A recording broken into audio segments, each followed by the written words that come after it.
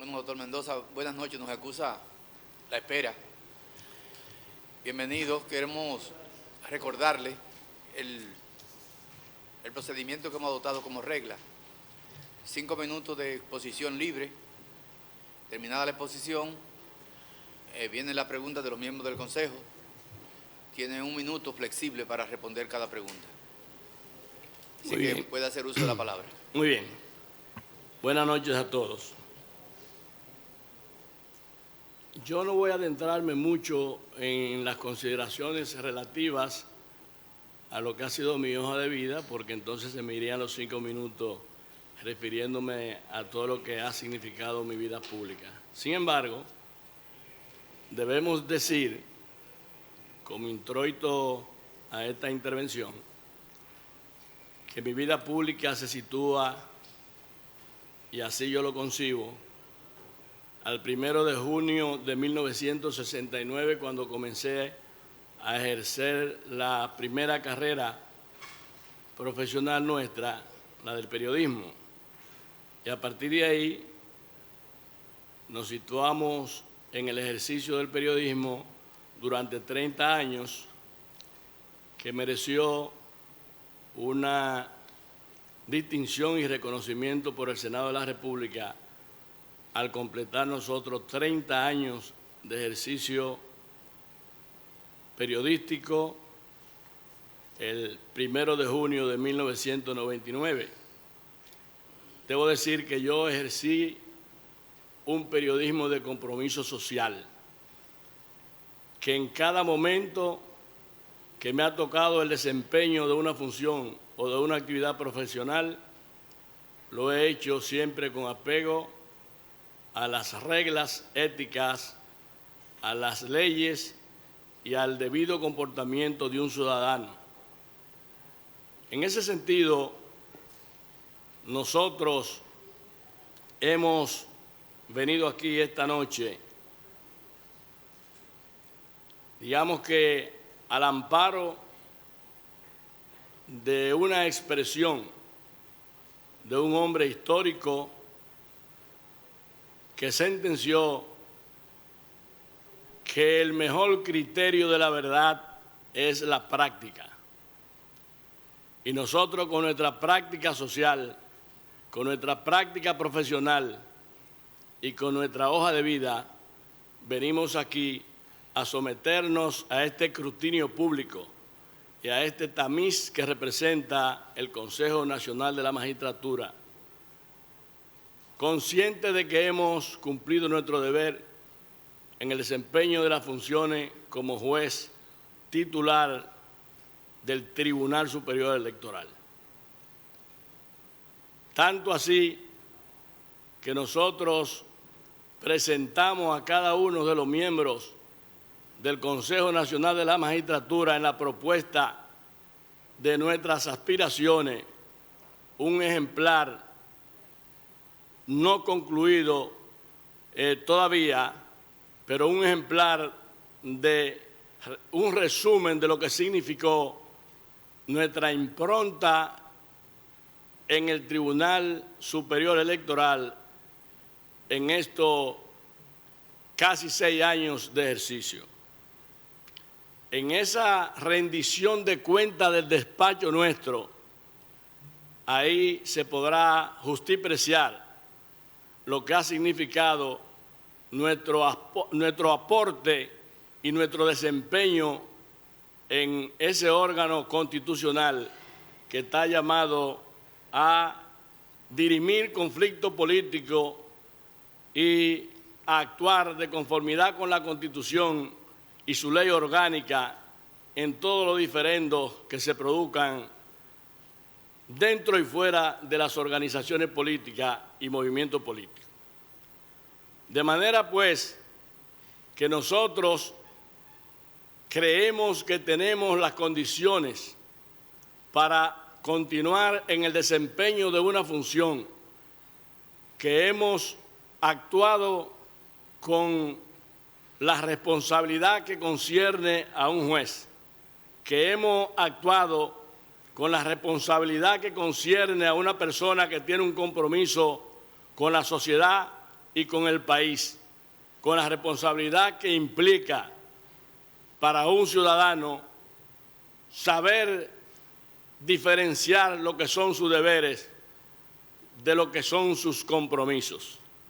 Y nosotros, en ese tenor, podemos decir que de alguna manera asumimos esta presentación como si se tratara de una defensa al honor, porque muchas voces se han levantado en contra de lo que ha sido el desempeño del Tribunal Superior Electoral. Y hay que decir que ese tribunal llegó justamente en un momento que la historia política del país demandaba. Decimos esto porque la transparencia, la institucionalidad del país, el fortalecimiento del sistema democrático del país no podía hacerse sin una institución o un órgano que realmente observara el comportamiento del quehacer político. Más aún, tratándose en estos tiempos de una exigencia constitucional que le plantea a los partidos políticos la necesidad de cumplir con las normas, aperturar un sistema democrático interno, manejar un sistema de respeto a la ley, lo dice la Constitución, y en fin, en un momento en que obliga, también hay que decirlo, darle una reorientación conductual al ejercicio de la actividad política. Nosotros, cuando planteamos que sacamos la cara por el tribunal, podemos decir que mucho se ha hablado y se ha manejado hacia afuera una línea de comportamiento y de denuncia permanente tratando de dañar la imagen del tribunal.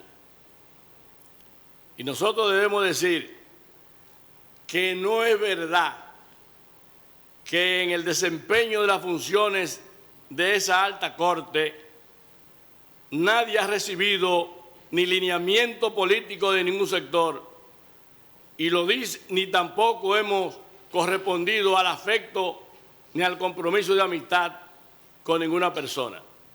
Marino, el tiempo pasó, van 2 minutos por encima. Si quiere redondear alguna idea, hágalo. Bien, presidente. Con esto concluyo lo que es mi presentación. Basta enumerar que nosotros hemos evacuado a la fecha, más de 32.000 sentencias o resoluciones relativas a las rectificaciones. Pero en el ámbito contencioso hemos dado salida a 831 sentencias y decisiones del Tribunal Superior Electoral. Y yo someto ante la opinión pública, ante el Consejo Nacional de la Magistratura, que me digan si hasta este momento de esas decisiones nuestras se ha producido una revocación al fondo de las decisiones que nosotros hemos tomado por el Tribunal Constitucional. Eso solamente dice si nosotros hemos actuado jurídicamente acorde a la norma y conforme el designio de la Constitución de la República. Muy bien, muchas gracias. ¿Preguntas? Magistrado Soto. Señor Marino, usted acaba de decir que el tribunal ha evacuado 831 sentencias aproximadamente. Me gustaría, si es posible, en breve término, en breve tiempo, que usted nos diga cuál ha sido la sentencia más significativa de garantía de derechos humanos que ha dictado el Tribunal Superior Electoral? Bueno, de garantía de derechos humanos, de derecho político. Derecho político.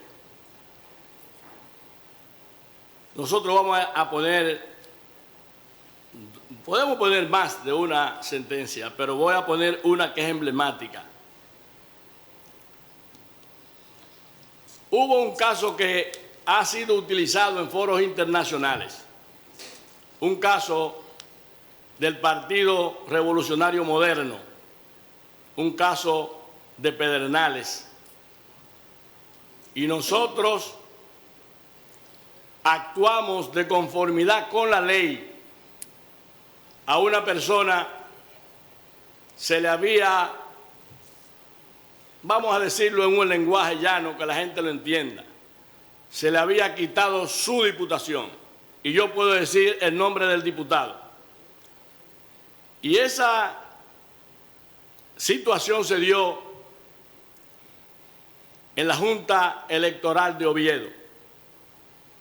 Y ya la persona que no había ganado legalmente se había tomado su foto en su curul y le habían entregado su pergamino de victoria ya como diputado electo.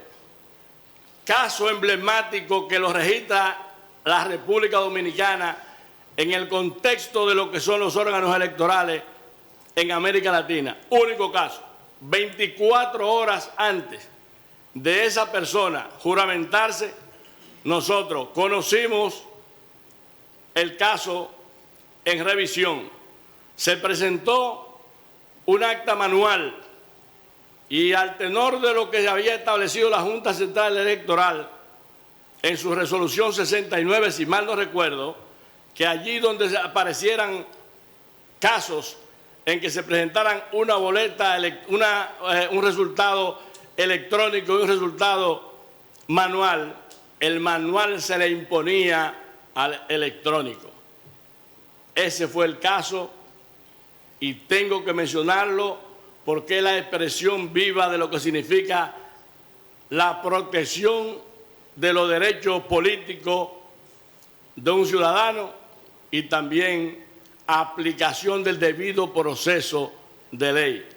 Y nosotros actuamos. Y ese es un caso que ha significado tanta trascendencia que en un foro internacional en México se utilizó de ejemplo como una forma de justipreciar cómo los organismos electorales han garantizado derechos políticos a los ciudadanos y cómo el rumbo del quehacer político ha cambiado merced al establecimiento de los órganos electorales que existen en América Latina. Nosotros somos miembros de organismos internacionales en los que comulgan alrededor de 24 países de América Latina.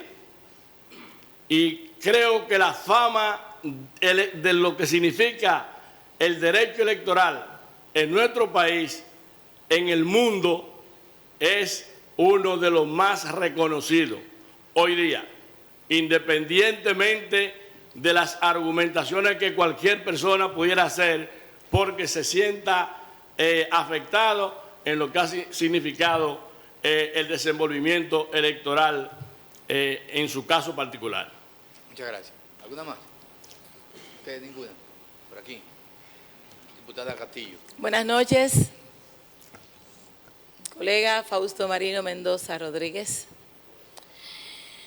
Usted, al inicio de su intervención, admitió que muchas voces se han levantado en contra de las decisiones que ha tomado el Tribunal Superior Electoral al cual usted pertenece. Y en efecto son muchas que pudieron llegar en la prisa que ha caracterizado todo el ejercicio de este Tribunal Superior Electoral, de este Consejo Nacional de la Magistratura. Y pues de esas que pudieron llegar a feliz término, de 30 a 18 son objeciones a ese tribunal, a los que componen hoy el Tribunal Superior Electoral. ¿Por qué cree usted que se han presentado tantas objeciones? ¿Cómo evaluaría usted el desempeño de los jueces que componen ese tribunal y sus suplentes? Y al mismo tiempo que todo esto tiene una implicación en las sentencias emanadas que han sido acusadas como imparciales, con carácter político, interesado y demás. ¿Cómo valora usted el impacto político, social, que han tenido esas sentencias en términos de lo que ha sido la ventilación de conflictos entre partidos políticos y que le ha costado la división a muchos? Y la otra pregunta se la tengo después que conteste esta. Muy bien. Bueno, yo me creo conocedor del lenguaje y decir mucho no significa que ha sido la mayoría del pueblo dominicano. Cuando ocurren manifestaciones de 2 o 3, 4 o 5 o hasta 10 partidos políticos, no puede ser mucho y cuantitativamente pueden o relativamente puede significar mucho para el criterio de alguien. Quizá cualitativamente sería otra cosa. Ahora bien, no se puede enjuiciar a un tribunal como no se puede enjuiciar a ningún juez por lo que diga la opinión pública, ni por lo que diga un medio de comunicación, ni por lo que diga gente que pudieran estar interesada, inducida por un razonamiento político. A un juez hay que valorarlo y hay que calificarlo en razón de sus decisiones jurídicas. Cuando el juez toma una decisión y está al amparo de las normas, al amparo de la ley, no importa quién hable, no importa quién diga. Ahora, si es invocando razonamientos jurídicos que se presentan para poner en evidencia la inconducta del juez, entonces sí, pero ese no es el caso del Tribunal Superior Electoral. Y puse de ejemplo que nosotros hemos evacuado 831 sentencias de carácter contencioso y el Tribunal Constitucional, por disposición constitucional, el único que puede revisar nuestras decisiones, jamás ha revocado una decisión nuestra al fondo. Entonces, eso es lo que habla de si nosotros hemos actuado correctamente al amparo de la ley. Ay de aquel juez que le tenga miedo a la opinión pública. Ay de aquel juez que entre en contumelia con amigos o que entre en contumelia y acuerdo con sectores interesados. Ay de aquel juez que tenga miedo a aplicar la norma. Eso sí es un acto abominable en lo que es el ejercicio de un magistrado. Yo soy un esclavo de la ley. No tengo amigos, no tengo familiares, no tengo políticos, no tengo nadie vinculado a mi persona que me haga doblegar ni torcer el pulso de una decisión mía con respecto a un caso que nos hayan apoderado. Y la prueba la tenemos todas ahí. Y como usted mencionó o hizo referencia a que pudiera yo mencionar otros casos, yo voy a poner presidente y demás miembros del Consejo Nacional de la Magistratura. Por eso yo dije que venía como si viniera a defender mi honra en este momento, presentándome en los propósitos de mis aspiraciones, pero como si fuera a defender, viniera a defender mi honra. Miren, nosotros tomamos una decisión a raíz de la resolución número 2 de la Junta Central Electoral, que trastocó jurídicamente la seguridad jurídica, el debido proceso, y aplicó un criterio retroactivo y afectaba el interés de partidos políticos, que son personas de derechos públicos. Y nosotros, cuando nos apoderaron, entonces nosotros decidimos. Y decidimos sobre la base de la Constitución. Decidimos en base a los preceptos constitucionales, básicamente el 110 y el 69 de la Constitución. Pero esa decisión nuestra afectó a un grupo de partidos políticos. Digamos que afectó a 8 o 9 partidos y favoreció a 10 partidos. Pero los 10 no salieron, los 20 no salieron a hablar y a pontificar o a reconocer los méritos de la decisión nuestra. No, salieron los quejosos, los que se sentían afectados por la decisión. Pero yo debo decir, ¿qué juez ha podido granjearse el aplauso de 2 sectores que reclaman justicia en cualquiera de las manifestaciones procesales? Ninguno, porque cuando un juez, y máxime tratándose de un juez como nosotros, que dirimimos los conflictos políticos dentro y fuera de los partidos, no puede haber más ruido que en un tribunal de carácter jurisdiccional o contra un tribunal de carácter jurisdiccional que contra ningún otro, porque nosotros estamos tomando decisiones y decidiendo conflictos a lo interno y fuera de los partidos políticos. ¿Y quiénes son los que están activos en lo que es el desenvolvimiento político de la vida nacional? Justamente quienes están en la política y quienes también conforman organizaciones políticas.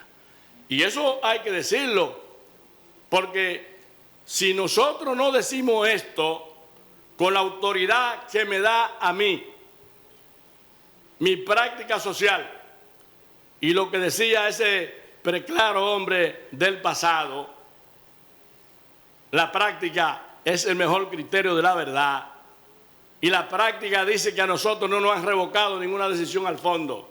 Que se diga y que se hable. Ay del juez que desoriente su mirada para atender las quejas de quienes no se sienten conformes con sus decisiones.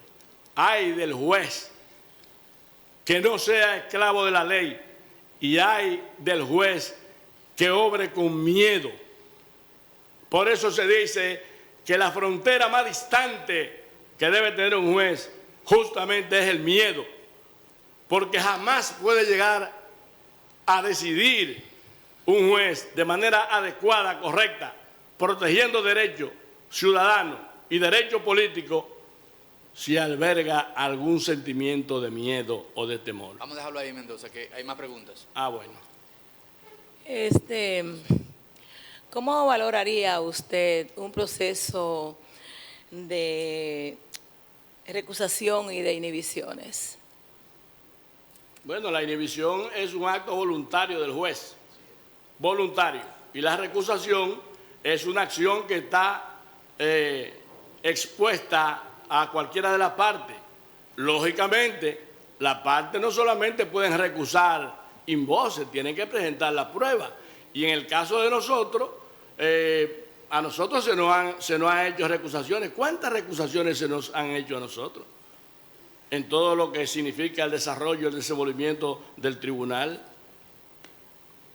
En una ocasión a todos nos recusaron. Y eso es inadmisible porque la misma ley lo dice. Tú no puedes recusar a la mayoría de los jueces, por ejemplo. Y en algunos casos, otros jueces se han inhibido, como el caso del magistrado Giuliani, que en una ocasión se inhibió, y otros de los magistrados se han inhibido, pero muy circunstancialmente en 1 o 2 casos nada más. Y en el caso nuestro, ni he faltado a ninguna de las decisiones del tribunal por recusación, ni por inhibición, aunque en algunos casos me han pedido inhibición. Pero yo tengo que tener una motivación que afecte mi capacidad de decisión como juez, que afecte mi conciencia y que emocionalmente también me impida aplicar la norma y decidir en consecuencia administrando justicia. Última pregunta de mi parte.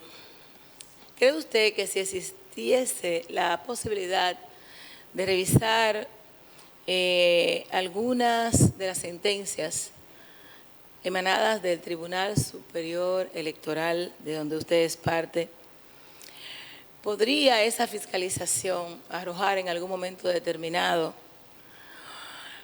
un componente, diríamos, de parcialidad y que se pudiera, diríamos, que ver que fueron de alguna manera afectadas por criterios particulares, quizás dependientes de situaciones de calores políticos del momento y demás, afectando probablemente lo que es la democracia partidaria y la cohesión que deben tener los partidos políticos y consecuentemente las divisiones que pudieran haber afectado esas propias sentencias.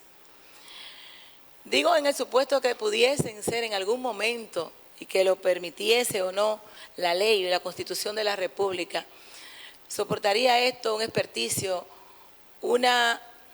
quizás esa fiscalización que pudiera denotar imparcialidad, premeditación, alevosía en esas sentencias? Y en todas las sentencias que usted ha planteado aquí, que ha sido parte directa de intervención, usted, como miembro del Consejo, como miembro del Tribunal Superior Electoral, ¿se siente totalmente satisfecho con ellas? ¿O en algún momento determinado de su vida esto podrá llevarlo a cualquier tipo de reflexión? Bueno,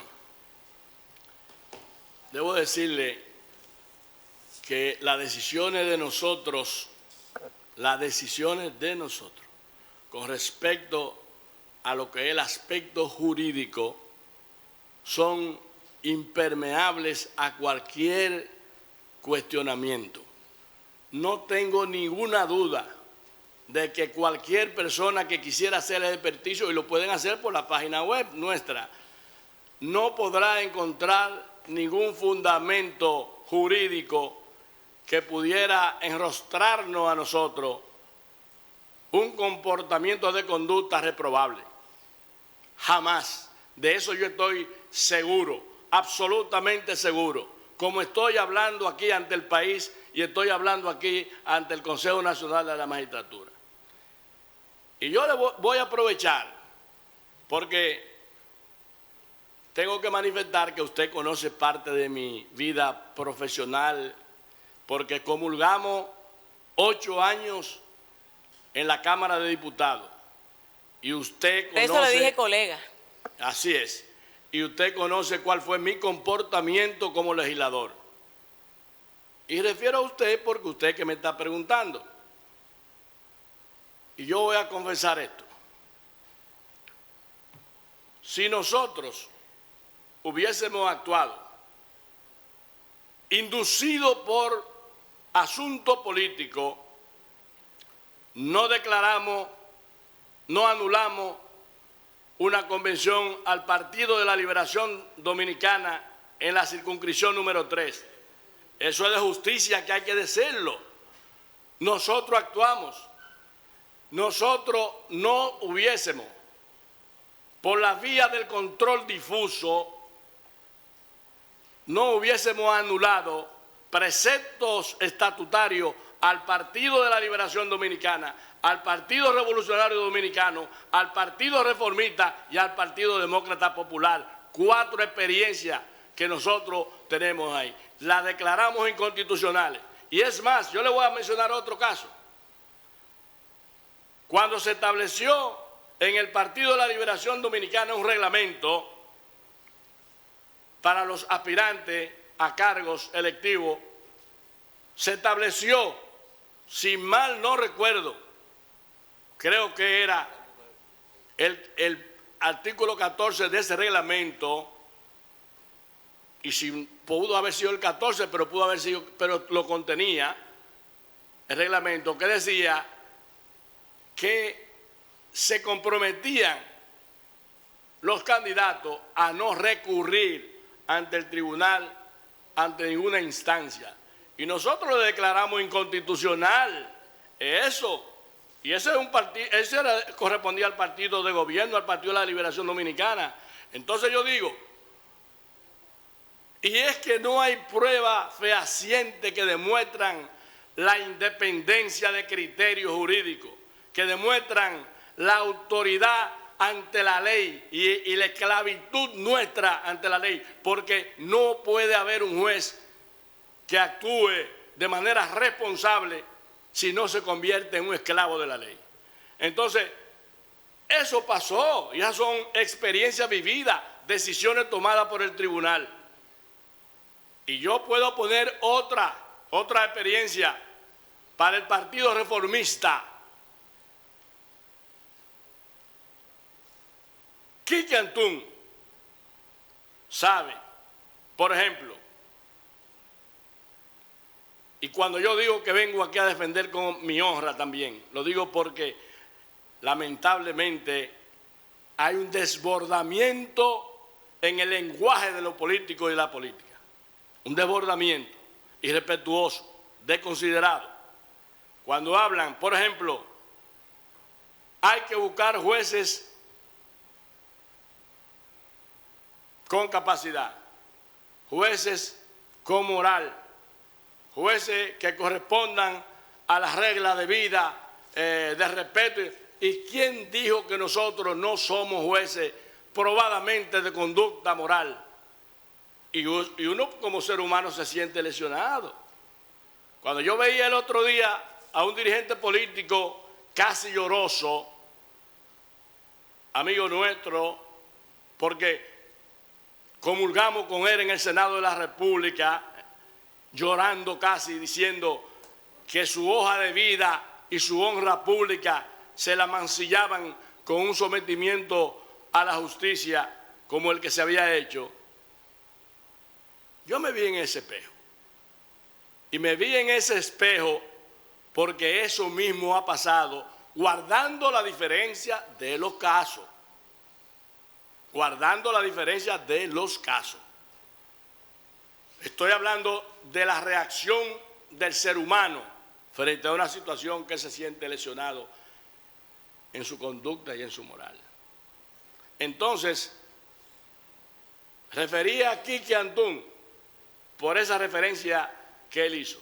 ¿Y usted cree que nosotros podemos en este siglo y en estos tiempos, con órganos electorales, con clara definición de lo que es un comportamiento conductual de la política y de los políticos, sometido a un régimen y a un orden de transparencia, de respeto a la ley?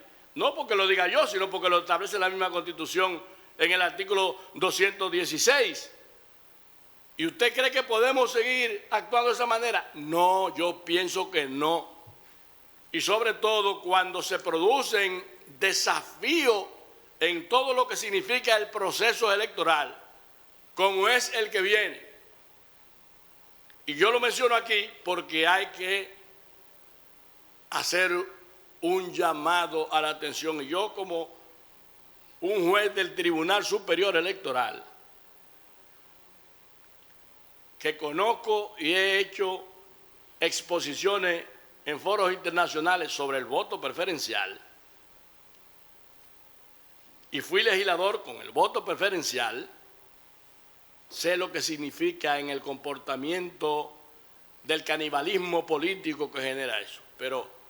y ahora cuando venga, según lo establece la ley 157 del voto que establece el voto preferencial, cuando se aplique eso a los regidores, ¿quién sabe lo que va a pasar en términos de lo que significa ese proceso electoral, con otro proceso electoral 2 meses y días después? Porque uno comienza el último domingo de febrero del 2020, se juramentan el 24 de abril, día de los ayuntamientos, y luego en el mes siguiente, vamos a decir que días después, viene el proceso de las elecciones nacionales. Eso es un asunto, un desafío. Mendoza, hay más preguntas. Adelante. ¿Terminó, diputada?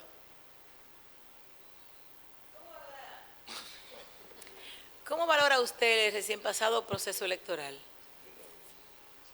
¿Cómo lo valoro? Sí. ¿Desde qué punto de vista?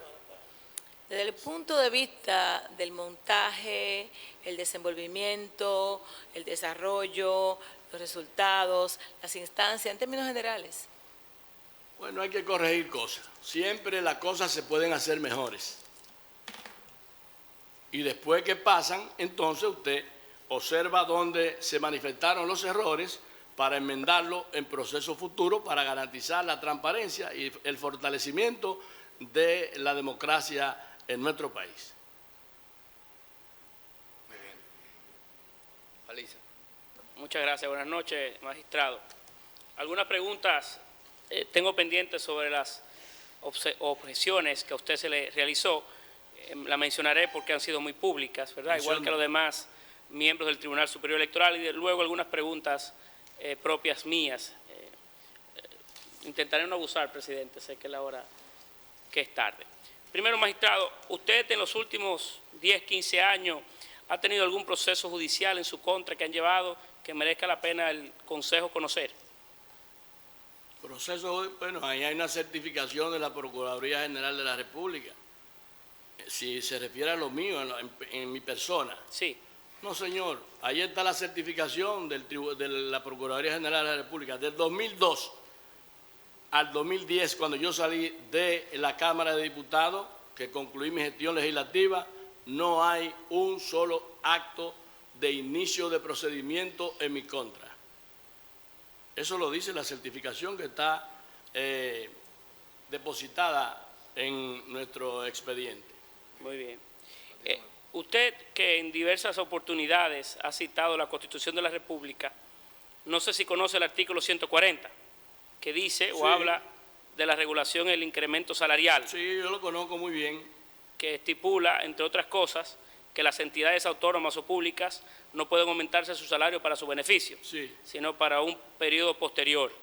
La Cámara de Cuentas de la República, en una de sus últimas publicaciones, ha especificado que ustedes en el Tribunal Superior Electoral se incrementaron el salario. ¿Pudiera comentar sobre ese tema? Sí, claro. Con el perdón de esto que voy a decir. Sí. Sin jactancia, pero yo puedo ser una parte de la memoria histórica del tribunal. Porque soy uno de los jueces, y usted lo tienen ahí, y yo pudiera decirle, lo remito a la rendición de cuentas de mi despacho, que usted debe tenerla, para que usted vea la impronta nuestra, cómo está plasmada ahí, y las contribuciones que hicimos a lo que significa la institucionalización del órgano, todo lo que tiene que ver con el manejo de la institución. Nosotros entramos al Tribunal Superior Electoral sin local, como decía uno de los magistrados que me antecedieron, sin local, sin lugar de ubicación, nada. El primer año con una asignación presupuestaria de 100 millones de pesos, el segundo año de 200 millones de pesos, el tercer año 250, los últimos 2 años de 500 millones de pesos. Hay muchas cosas que faltan por hacer, no se han hecho. Tenemos en planes de ejecución de algunas cosas, como es la designación de facilitadores en las juntas electorales para que se constituyan en tamiz para los expedientes que llegan para las rectificaciones de acta del Estado Civil. Sobre esa referencia que usted hace del artículo 140, Sí. yo tengo que decirle lo siguiente. Nosotros jamás nos hemos aumentado salario. Es un asunto previsto y referido constitucionalmente.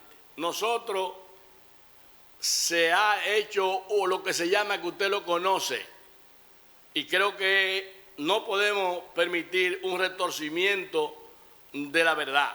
Mire, la indexación es el ajuste del salario en función de la inflación del año. Ahí han habido indexaciones del 1%, porque la inflación ha sido del 1%, 2%. ¿Y qué significación tiene eso?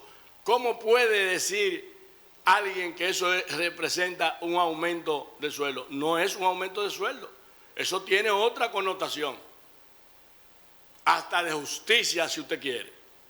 Entonces, eso no es un aumento de salario. Nosotros no hemos quebrantado en ningún momento las reglas del artículo 140 de la Constitución. Sí, gracias, presidente. En otro orden, la propia Ley Orgánica del Tribunal Superior Electoral, en su artículo 6, dispone que los miembros del Tribunal Superior Electoral deben mantenerse alejados de las actividades políticas y demás, por razones muy obvias. Usted fue diputado en varias oportunidades del PRD, la última vez saliente en el año 2010, fue director de comunicaciones del partido, y yo participé de un encuentro donde usted seguramente como presidente en funciones, en una oportunidad del partido. Me pregunto, ¿por qué en los casos que llegó vinculado al PRD usted nunca decidió inhibirse? Porque no se daban las condiciones que comprometieran mi independencia y mi autoridad como juez a la hora de administrar la ley, de aplicar la ley. Y como eso ocurrió de esa manera, yo no tenía que detenerme a ver el vínculo pasado que yo tenía o tuve con ese partido. Ahora, debo decirle lo siguiente, búsquese, y yo lo emplazo a que se busque las decisiones del Tribunal Superior Electoral, y usted se va a encontrar con la firma nuestra y el voto nuestro votando en contra, por ejemplo, de algunos casos del presidente del PRD y de las actuales autoridades. Usted lo va a encontrar, y va a encontrar y compare. Yo porque no sabía que podía uno traer algún documento.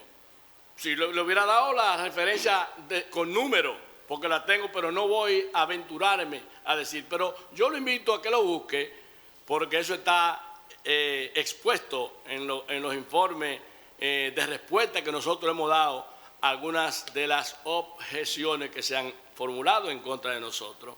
Pero usted se encontrará ahí que contra el PRD en el tribunal se han dado más sentencias en contra que a favor. Pero le voy a decir algo más. ¿Desde cuándo usted es abogado? O por lo menos usted es graduado en Derecho, porque usted no ha tenido, la vida no lo ha puesto a usted en el desenvolvimiento de tener que ejercer quizá el derecho. Pero yo le recuerdo a usted muy bien, usted trabajó en el Senado de la República de manera honorífica cuando yo era director de información del Senado de la República. Y usted puede tener un referente nuestro de nuestro comportamiento conductual. Entonces, yo pienso que cuando uno va a hacer una valoración de una persona, tiene que despojarse del ropaje que pueda implicar llevarlo a una predisposición. Julito Jacín, en el año 2000, me dijo que él quería que yo le dijera cómo yo podía dirigir el gobierno de la mañana en ese momento, si yo era una persona vinculada en la política. Y yo le dije, porque yo tengo conciencia clara, criterio definido sobre los roles que me ha tocado desempeñar en cada momento. Por eso le dije, ejercí el periodismo como el periodismo de compromiso social, en época en que uno tenía que asumir roles de responsabilidad histórica en el país. Entonces, ahora me toca a mí ser juez, yo actúo como un juez y nada que afecte mi condición de juez me va a colocar a mí en decisiones que no se correspondan con las disposiciones legales. Muy bien, Mendoza. ¿Tiene más preguntas? Sí, presidente, tengo algunas otras preguntas. Usted ha dicho aquí en diversas oportunidades que una de las formas para constatar la equidistancia o lo ajustado de los fallos del Tribunal Superior Electoral con la ley es que ninguna de las sentencias han sido recurridas. ¿Son recurribles las sentencias del Tribunal Superior Electoral? Claro, cuando dice la misma ley, cuando manifiestamente violan la Constitución de la República.